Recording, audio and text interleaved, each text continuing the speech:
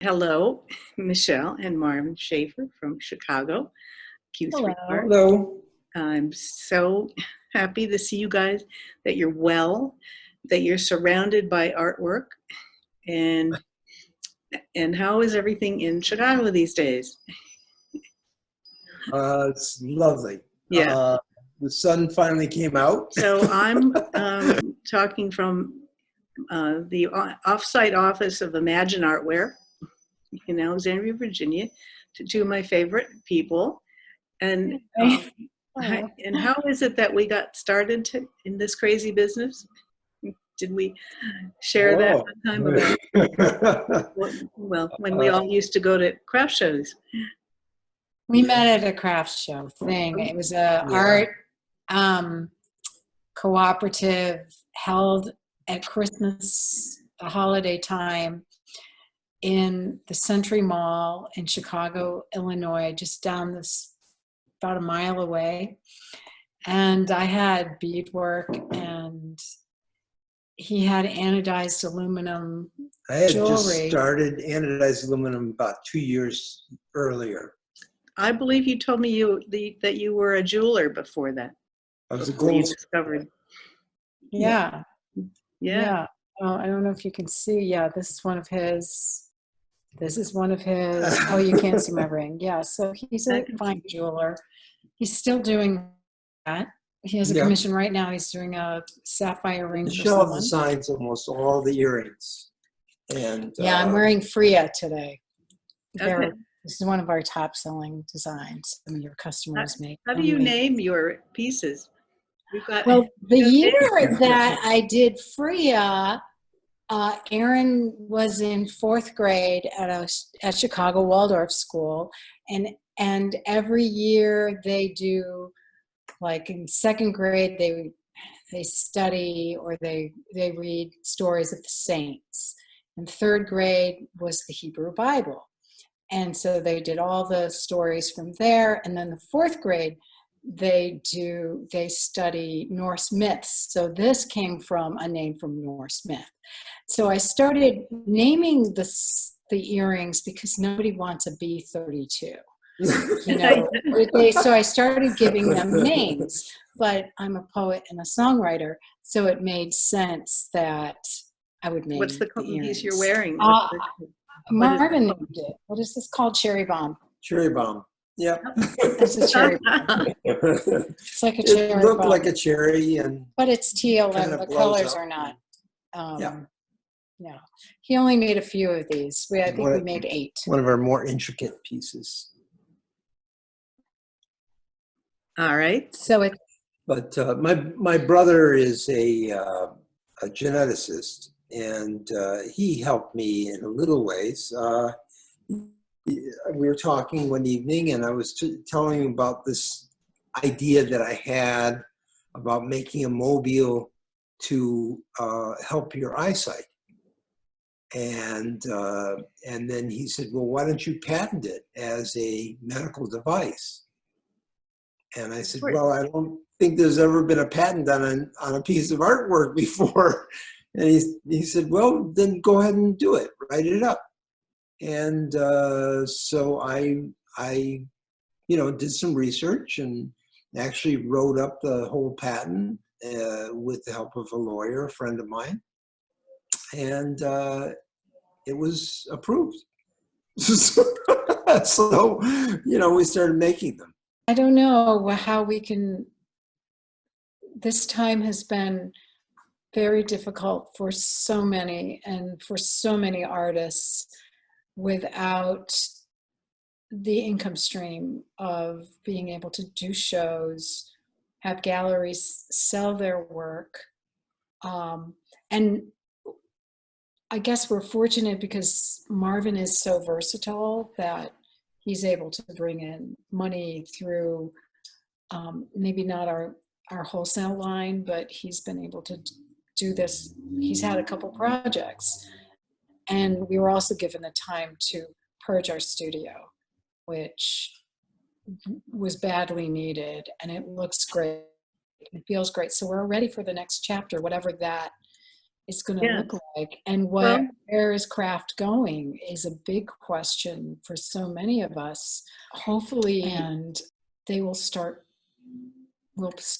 educating children through the arts once again, because it hasn't been part of the curriculum, I think. I Or put I totally concur aggressive- with that. I've always felt that that was a really bad time, and that was what, 2 generations ago when they took art out of school. And now where's the appreciation for handmade? It's a really interesting, Mhm. and humans, we do make things, and we need to make things because it's part of our being, and it fills our souls, and it's a beautiful thing, and it's empowering to make something with your hands, even if you're just making dinner, you know, like creating a dish. But if you serve a dish you know, it's so wonderful. Our life is so filled with craft. I have beautiful dishes, and when we have a meal, the vegetables go in this dish, this friend made, and this other artist made, or we may have bartered for, or we got it at the show, and our world is full of I hear craft. from so many other artists like you that I've known for so many years, and that yes, that are struggling, that are still creating and using the opportunity to be more, to use more resources, or try new things just because they have the time. And so I hope that we never stop doing that. Well, I think it's when you're a creative person, life, how can you retire? You may stop what you're doing at this moment, but there'll always be something else to do, and there'll Yes. always be something else to make. And you know, I love working with color and the palettes. We have over 42 shades, I think, or 40, you know, 47. 40 colors, and then they vary because of the dye lots, and then a new color family just a new combination, just putting together colors, and it's so fun. It's like, oh, it's so exciting. It's like, look at this. And in fact, we just saw an amazing documentary called Octopus, My Teacher. And I recommend it. It's on Netflix. It's somebody who's diving in South Africa. And what amazed me is the palette, the color underneath this dark, dank surface. And the water, I guess, evidently was maybe 8-9 degrees Celsius, which is pretty cold to go swimming without a wetsuit, in my opinion. And also, and no scuba tanks. No scuba tanks, but also this octopus, and how this octopus changed colors. It was magnificent. For someone whose nickname is Color Queen, I was crazed. I was like, okay, just this subtle color of like how this is just kind of soft, subtle, and let's see. Why? Okay. There.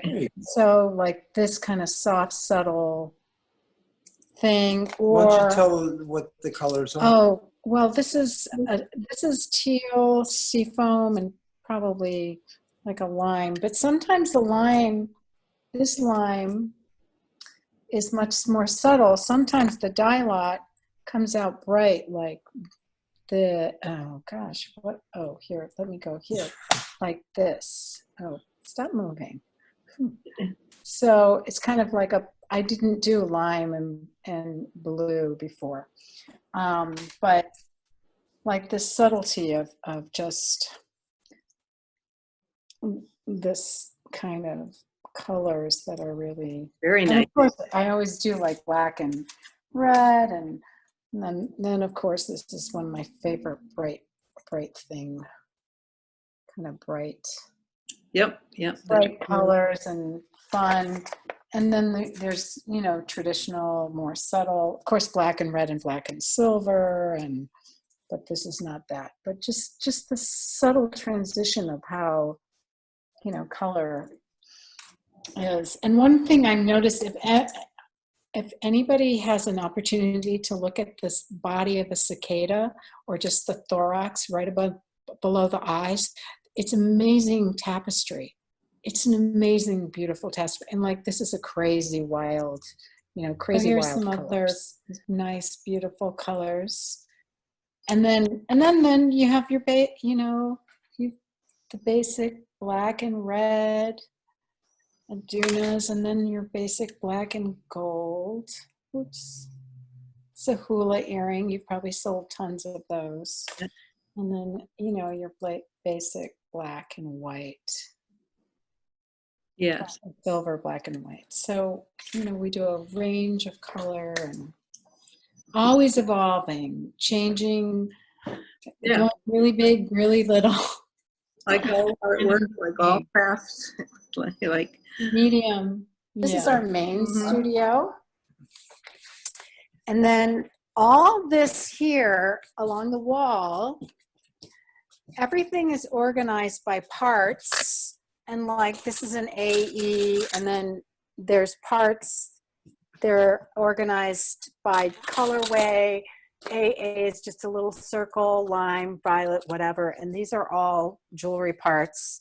And then I have drawers with wire, colored wire. And so every earring, that's where they are. Over there. And there's some more drawers, larger. These have larger parts. Oh, you know, you can see. So these are after color. So, and the color actually, we're going to go kind of reverse, because this is our dye room. You can really see that it's a dye room, but it's kind of messy. And these are tumblers. This over here, those machines, these are tumblers. The parts get punched and tumbled. So, or processed, however, we rolling mills, but this is, see, you can see. I don't know, is there any dye left in these vats? We haven't anodized in. So anyway, it's kind of messy in there. Anodize. So a factory anodizes our parts. Okay, so we do our own colors, and then there. These are see our parts. We have raw parts. Okay. That are in these drawers, and they are also, I don't know if you're seeing, see, these are aluminum parts that have been punched and processed and domed. 4 to 4.5 million parts that we keep in stock. Really? I don't know. Really, oh, that yes. many? A couple thousand, 100,000. Oh, and that's a piece that Marvin did. That's hand forged. He made a jig to. This is a very unusual piece. I made a press, punch press, that actually duplicates this form and creates it. I don't know if anybody else has done anything similar to it. I've not seen anything like that. So this is so there's a rolling mill there. I don't know if you can see our we have tools, rolling mills. I'm not sure. There's a rolling mill. So this is Marvin's office room. And then is the garage open? No, I can't get here. You can't go in there? He doesn't want to go in there. Oh, you don't want to go and see the punch press? Oh, come on. It'll be fun, right? It's just, no, you don't understand. I made a mess cutting out those sheets, and I can't get in there. Oh, okay. He says he's got, but anyway, this is our kitchen. This is a kitchen. Yeah. This was the kitchen at one point. So our studio is the bottom floor of an 1890s old-fashioned grocery store building. And so I'll show you this. This is kind of fun. This is one of our parts. And then this is another part. So little V. And you put them together and it becomes An airplane. an airplane. Of course it does. Of course it does. So, but yeah, so all the parts are kind of like, you know, we have drawer, 1, 2, 3, 4, 5, 6, 7, 8, 7, No, there's old, 3 of those out in the back. what are these called? Old filing Filing cabinets. cabinets. And then there's he has a punch press in the back. I have 2 punch presses. 2 different punch presses, a 1940s punch press that somebody gave him. And he's like, yeah, I don't know what I can do with this. And then so coils of aluminum. So we start with raw coils of aluminum. We make the parts prior to color process. And, you know, you've probably seen the menorah. Yes. Yes. You know, the mobiles, well, you know. So all the parts, we're not buying pre-anodized sheets. We are making the parts. We're insane. I'm amazed at the process, and as you, I'm sure, experience that people see finished product that are at shows and really have little idea what goes into them creating. Oh, I've had, What a mess it is. it's a crazy thing. And then That's I've why had it took people, 30 years to clean it. I've had people come in my booth at shows and say, well, where do you buy the parts? And I tell them we make them in our studio. And so I've had women argue with me. No, you don't. It's like, yes, we do. You can buy Yes, I understand when you talk about, yes, I've had people argue with me when I say, all our things are handcrafted. No, they're not. I know. No, all the time. Or, Yeah. gee, this is interesting. I can do this. No, you can't. Oh, no, I'll just go home and do this. Well, you know, most of our clothes are made by somebody. Yeah. You know, somebody actually is sewing them in some country somewhere. That is true. But when you buy from a craft gallery, you're buying from somebody who designed it and somebody who Thought it out and made it. So it's and figured out how to make thing. it. What kind of threads. Yeah, figuring out how to make it. There you go. That is the thing. That's what he's for. Well, I'm good with color design. I do. Over the years, I have learned some engineering skills about how to do things, how to make things. That's fantastic. Hey, I think this has been a great fun.